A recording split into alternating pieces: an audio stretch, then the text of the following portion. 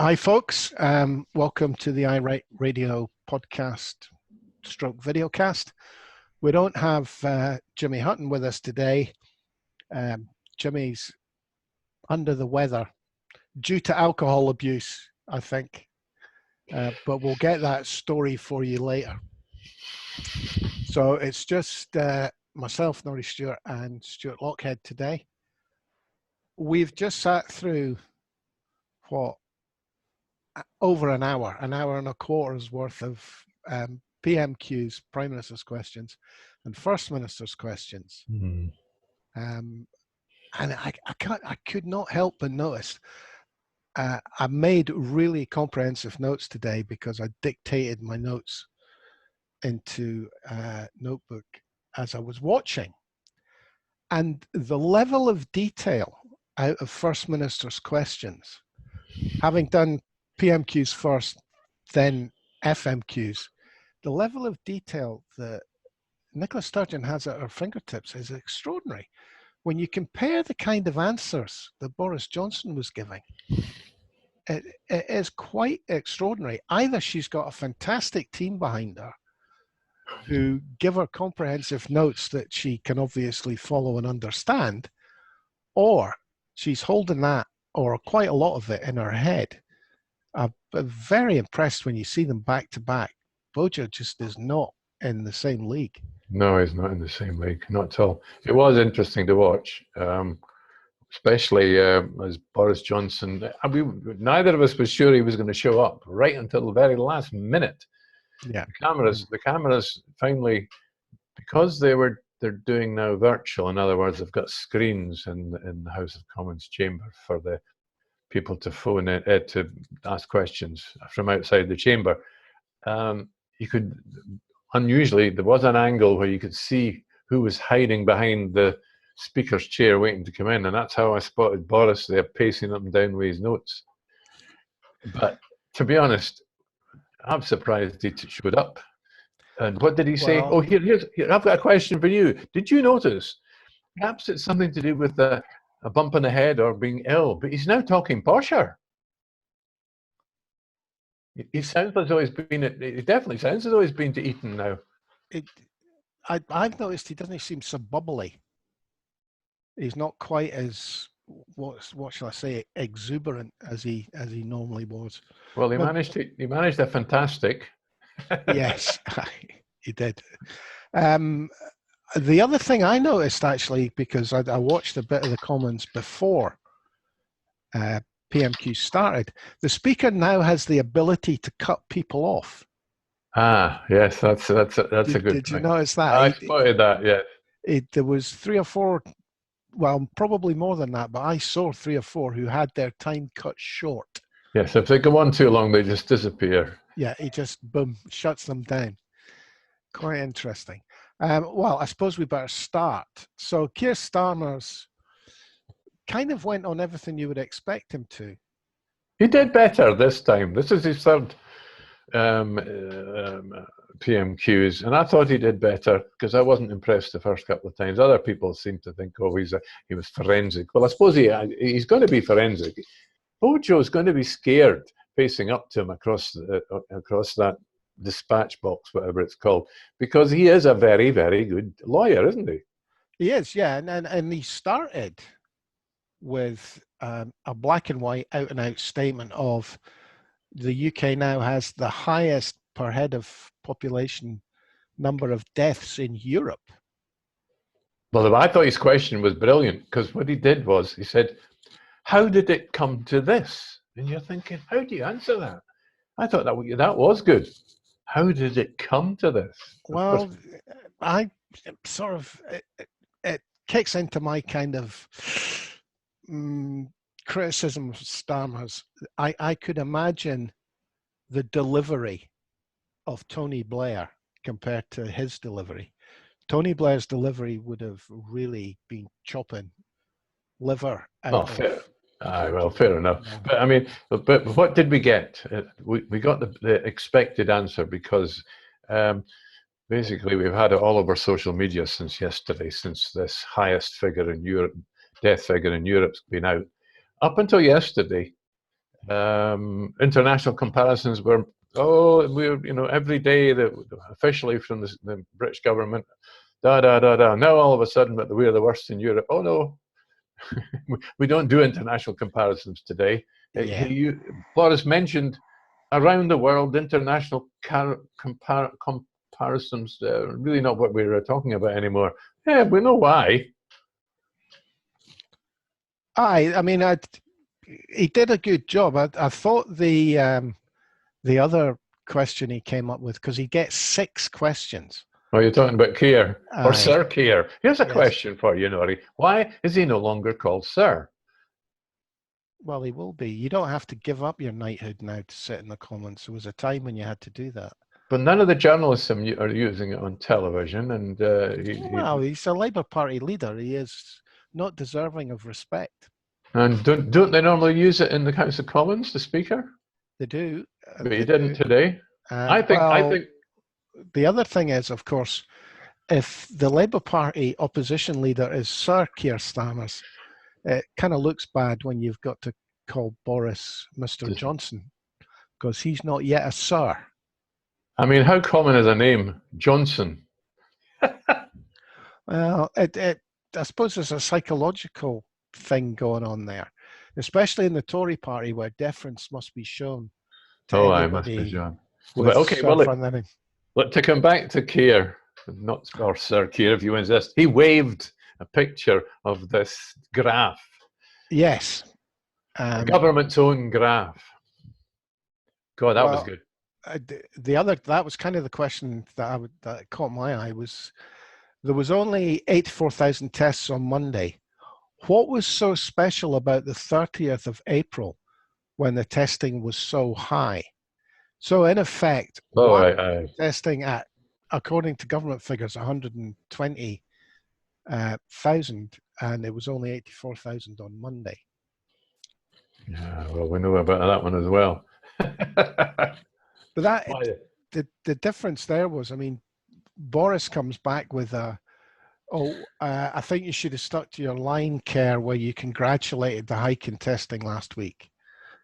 And then he then proceeded to make the same mistake that Matt Hancock made. Yeah. Our ambition is 200,000 per day. Yeah. As soon as you put a number on it, it's a hostage to fortune. And he said, as usual, absolute rubbish. And we're getting on fantastic. Okay, God almighty, what kind of a serious anything, let alone a politician? Oh, we are fantastic. It just sounds like Donald Trump, and nobody respects Donald Trump in the UK anymore. Oh, here I've got one other thing that you and I haven't even mentioned yet, but I don't want to forget. Up to now, I've pointed this out before. Doing sooth, as they say, they've been talking about TTT. Goodness knows what the third T stands for. Test, trace, and track, or what goodness knows. Everywhere else in the world, it's test, trace, and isolate, TTI. It's noticeable that Keir Starmer used TTI today in his questions. He didn't use the government official name. I mean, I have to go back to the Scottish government on this one. I don't think the British government realises the mayhem that TTI can create. I don't think anybody's thinking about, if you ask somebody 3 months on the trot to self-isolate for 14 days because they've passed somebody in the street that they don't even know. Oh, right. Oh, yeah. I mean, Nicola Sturgeon's talking about it. She's preparing the public for what could be, I mean, there'll be people out there who are being asked to self-isolate 6 and 7 times in the next, who knows, 6 months. That's a lot of time off work. A lot of time off work. I think it's also worth pointing out, while we're on the subject of this app, which has been trialled on the Isle of Wight, and there's a lot we could say about it, who was paid to develop it, etc., etc. But it's interesting that Nicola Sturgeon, when she was asked about it, she was very dubious about its use. She's been consistent in saying that what is it, shoe leather testing? They're calling it, or tracing, shoe leather tracing. They're calling it. which I think is a nice turn of phrase. And I do think that until this app's been up and running for about 10 years, I don't think anybody's going to trust it. So I do think you're just going to have to spend the money, because the difference between sticking an app on a phone financially and actually employing people to knock on doors and pick up telephones is going to be huge. Well, Huge. I thought there was a certain something was contrived at the end of Keir Starmer's questions, because Boris Johnson had we knew what he was going to. He knew what he was going to say. Oh, well, I'll tell you all about our plans for coming out of lockdown on Sunday. We knew this was happening anyway, so it wasn't news. And Keir Starmer said, "Well, we're going to need some reassurance about if people are going to go back to work and and send their kids to school." But the funny thing was, as soon as the Keir Starmer's questions finished, up pops Theresa Villiers, looking very weird. I mean, she just was looking, and her voice was a register higher than normal, and she stood up and attacked the London mayor about the tube. And I thought, oh yeah, that was planned. Oh, I mean, the other thing I noticed was when Keir Starmer was asking about what's your plan that you're announcing on Sunday, he then asked if he was coming back to make a statement to Parliament On and Monday, aye, on Monday. right. And the Speaker had a wee interjection, and his comment was, hopefully in future the House will be informed first. Oh, I missed that. Very good. Yeah, aye. So it was done very quietly and subtly. I would imagine the poison dwarf that used to sit in the chair would have been up waving his hands about and screaming and shouting that Parliament should be told first. Uh-huh. This is definitely a much more low-key speaker. Yeah. Which kind of brings us to Ian Blackford, yeah? I thought he missed the boat today. He gave Boris Johnson an easy answer. What was it about now? How did he put it? He did ask about constitutional politics. I think we'll come to that when we get to Jackson Carlaw. He said some of his the Secretary of State for Scotland had brought politics into the... That was the second half of his question. The first half right, was he again mentioned the highest death toll in Europe and the second highest in the world. Right. And what he was asking is that I think the Scottish government's line when they get questioned about the constitutional politics of differentiating Scotland and England's coming out of lockdown is going to be this, we should follow the position of the area or country that is, if you like, furthest back in the curve. Yeah, the slowest pace. Yeah. We should go we should ease this lockdown at the pace of the slowest. Well, what it reminded me of is that thing you used to get taught in chemistry at school, that a reaction is only as fast as the slowest part of that reaction. Oh, here, this is where I wanted. This is what I wanted to point out. Ian Blackford did give Boris an easy question with his second question, because Boris came back with he says he's delighted to be to agree with Mr. Blackford about prohibiting any discussion of the Constitution. Wink, wink. Let's not talk about Brexit. So he thought he got a response. He got away with it there, Boris. Well, I expect Boris Johnson to go and see Mr. Jackson and kick his arse for him, because the interjection by our Secretary of State for Scotland, Union Jack.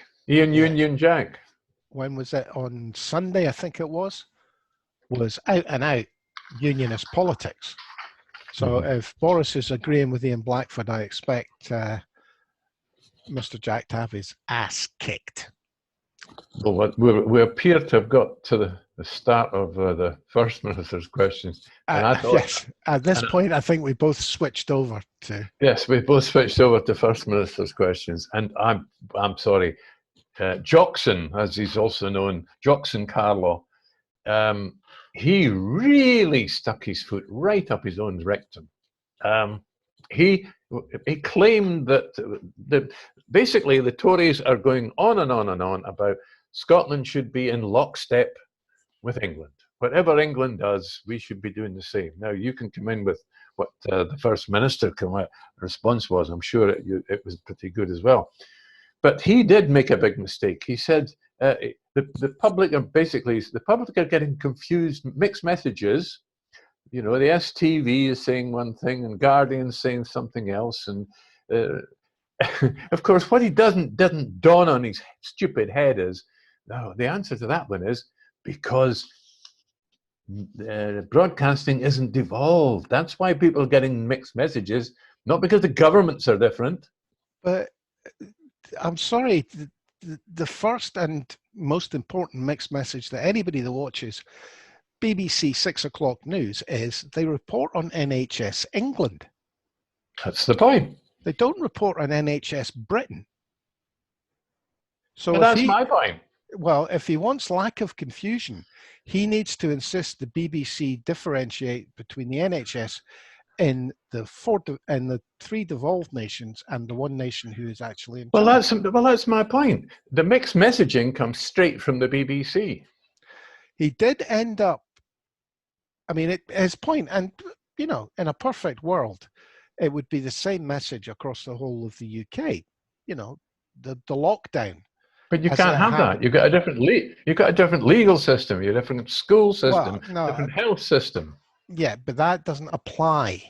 Not in their brains. Well, it doesn't apply in this instance. I mean, in lockdown, when everybody locked down together, that was great.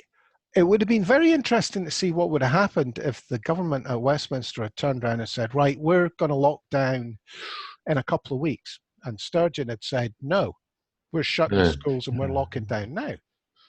Well, she was accused of pushing the UK government to lock down a few days earlier than they wanted to. Well, she was right to do that. Of course she was. All the evidence at the moment points to her being right about that. So you can't really argue when she's right, you know. Well, are you going to tell the world about the First Minister's question when she was asked why should Scotland follow the UK, and she said, well, why aren't the others following Scotland's procedures? Yeah, it was a good point. Why are we so certain? It was the point she made to, of course, Jackson's first question went with, why are building sites in England operating and they're not operating in Scotland? Mm-hmm. And her answer to that was, well, here we go, Jackson. Here's the problem. You think they're operating safely in England. Mm-hmm. I don't think they are. Yeah. It does not tell me that they're operating safely. So can we start on that premise rather than your premise that because they're operating, they must be safe? You know, gun ownership's a good thing because people aren't getting shot. Oh, people are getting shot. Well, it's not the fault of gun owners. No logic. No logic. I enjoyed that First Minister's question, but you're right. The detail that woman keeps in from the front of her head. I mean, we've talked about it, and most commentators talk about it, that Keir Starmer, this new Labour leader, is a famous forensic lawyer. Don't forget, the First Minister trained as a lawyer. I'm not actually sure. I think she only worked a couple of years in the Govan Law Centre, and she didn't spend a lot of time. Yeah, but what she keeps in the front of her head is amazing. Well, the other giveaway for me in Jackson Carlo's questioning was the opposition's obviously getting very frustrated, as I think are Scottish journalists, that she's not coming up with stuff that's leaving her as a hostage to fortune. He actually asked for a cast iron guarantee on testing. After she explained to him that testing would, by its very nature, vary on a day-to-day basis. Yeah. Now, anybody that's had to do surveys or anything like that, I don't know if that's in your work experience, but I did it. You know, you cannot guarantee that you're going to interview 60 people in a day. Some days you get 55 and some days you get 80. And sometimes you get 8. Yeah, and testing is going to be like that. So, you know, our capacity is 10,000 a day. Why haven't you tested 10,000 a day? Oh, because Mrs. McGumphy had to go to the shops when the guy called round at her house. Are they Yeah. stupid? Do they not get that? Yeah, or the survey person just missed her bus and we didn't get down to the shopping centre to spend our 2 hours there. Yeah, I had a She was too puncture. late. But I want from you an absolute cast iron guarantee that nothing will ever go wrong. Madness. And I really liked the fact that last week she mentioned this change of shift patterns at the Glasgow testing Oh lab. no, this is the private test lab that's been set up by Deloitte on behalf of the UK government, which has nothing to do with Scotland's responsibility at all. Yes, and that's why the testing dropped. They are getting. She is just so much better. And information. I'm looking. I took my notes, as I say, quite comprehensively. Let me just have a quick. Consistency in messaging is the best thing, but if the science says we have to do something different, we will. She then answered a question about the R number in great detail, which was linked in with the other big question, which was the number of shoe leather testers you needed on the street. The NHS is doing this recruiting at the moment. Public Health Scotland, which is Yeah, presumably, side right. by side, but the But NHS Scotland. but the other thing, of course, we learned today from her was that people who have jobs that are not out and out complete simple testing as testers will be involved in the testing. Well, she did say there is no such thing as a category as a test trace Yeah, and what do you do for a living? tester. Oh, I'm a shoe leather tester for coronavirus. Doesn't Yeah, exist. doesn't exist. So getting the figures on it are difficult. But it was the way she pointed out that, do you think we have full-time testers? No, we I, don't. I thought that Richard Leonard had, as usual, had a desperately bad session. God, I mean, God knows he doesn't listen. He doesn't listen to the First Minister's briefing to the press on a daily basis because half of the stupid questions were answered yesterday. Well, I had to think about this one. I think Richard Leonard stays in his comfort zone, and his comfort zone is a union rep. Aye. That's what he sounds like. He doesn't sound like the leader of the Labour Party.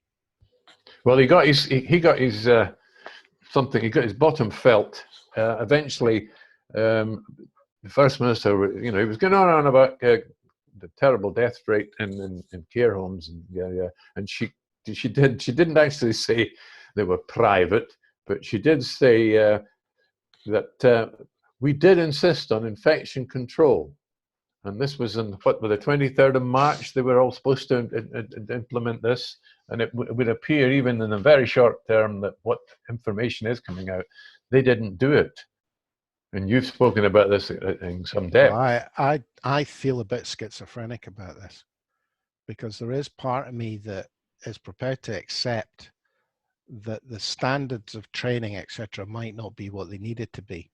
But there is also that part of me that thinks care homes are the ideal petri dish for the coronavirus to go mad in.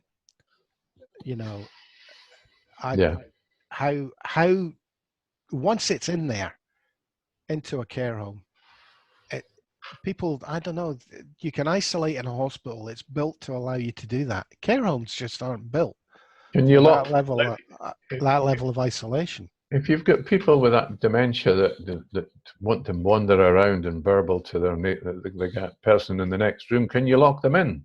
Well, what do? Chain them to the radiator? I don't think you can. I mean, because somebody comes into the room to feed them, wash them, clothe them, and they grab them because they're upset. It's very, very difficult. It must be awful. Richard Leonard also asked, he asked another trade unionist question. Care workers are the lowest paid, we know that. And then he said, well, the Scottish TUC, they want care workers to be paid an extra £2 an hour. Um,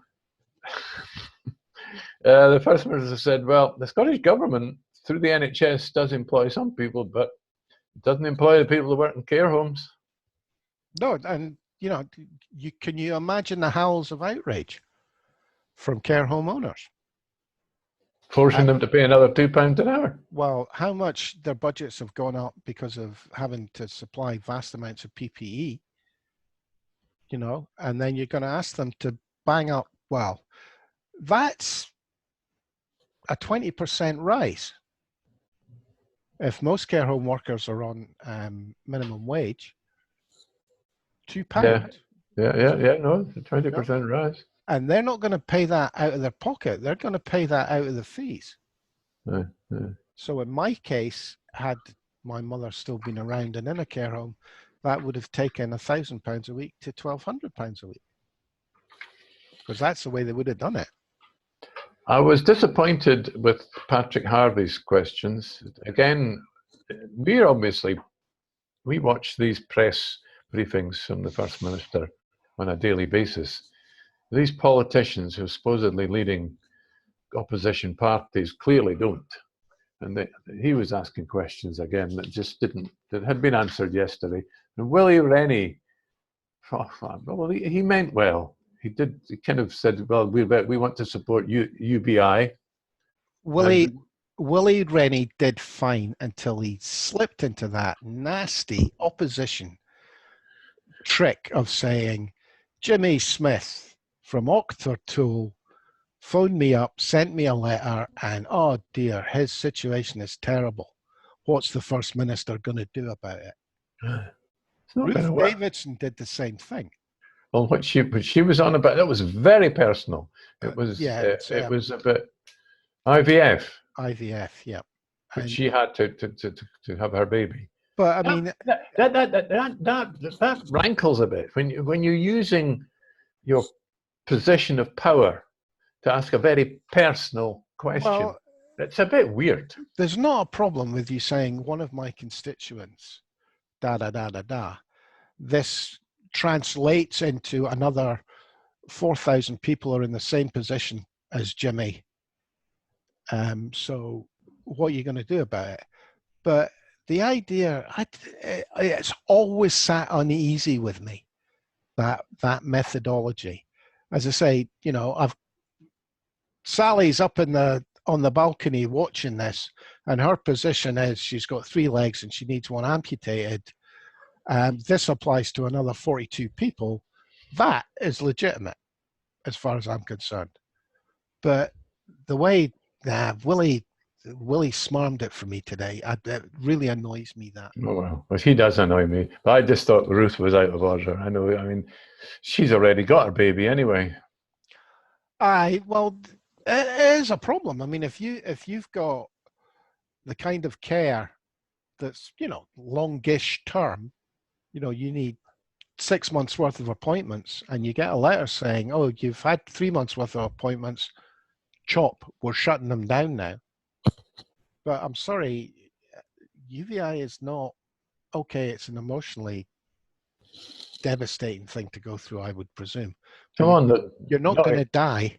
No, I'm sitting here waiting for a phone call from my heart consultant because they cancelled the appointment that I was meant to go in for. Right now, it could ring now. That's about my heart. That's about my life. Yeah, not about an option. It's risk assessment, isn't it? I mean, they obviously don't think you're going to die, or they would have had you in. So cheer up. Thank you very much, Doctor. The experts say it's okay. Very good. Thank you. Well, I have to cheer up today. I got yesterday. I got a bonsai tree in the post. Well, seeds, and now I've got some more seeds today from another parcel, and it's cress and things. So It looks as though my Well, the crest you can grow in this lockdown. If the lockdown lasts long enough for you to grow a bonsai tree, I promise you, you'll be in a nut house before it ever comes to fruition. well, it's a bit like as you explained that if my heart consultant feels I don't need to go in and see him, well, if my family think that I'm going to be around long enough to grow a bonsai tree, thank you very much. Yes, it's all good news. Good news. It's all good news. Um, we cut First Minister's questions short today. I think I we was both, tired. I was worn out. yeah, I think we both kind of got to the Ruth Davidson question and thought, no, we don't need more of this. No, I know. I'm intrigued. I think over the last couple of days, Jackson Carlaw touched on it when he asked the question about if Scotland was going to come out of lockdown at a different pace or in a different way to England. I don't think he actually did say the rest of the UK. He maybe did, give him the benefit of the doubt. But does that mean the north of England should be able to come out at a different pace? Oh, he did try something. He tried it. He tried to mention the northeast, the north of England might be. What did he expect her to say to that? Apart from, yes, that's a good idea. If the science says do that, we should do that. Why did he ask that question? I don't know. Was he trying to be reasonable or something? I don't know. What's his name? His boss, the Secretary of State for Scotland, Ian Union Jack, an MP for somewhere in the south, very close to England. South of Scotland. Yeah, very close to England. He got his arse felt because he actually made some announcement. Well, he complained about Scotland not being in lockstep. He wanted Scotland to leave the lockdown in lockstep.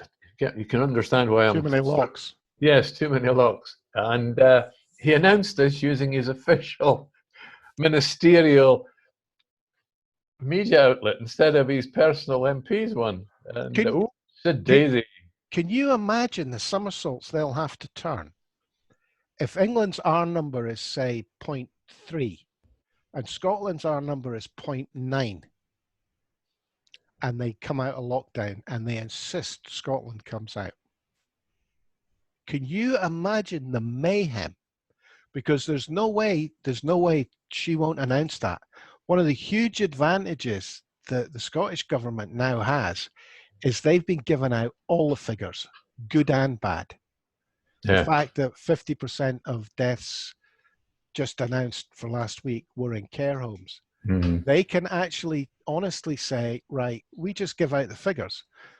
If it happens that the R number in Scotland is 0.8, 0.9, and the British government insists everybody comes out of lockstep at the same time, and it causes a rise in infection. Oops, the daisy. There will be hell to pay.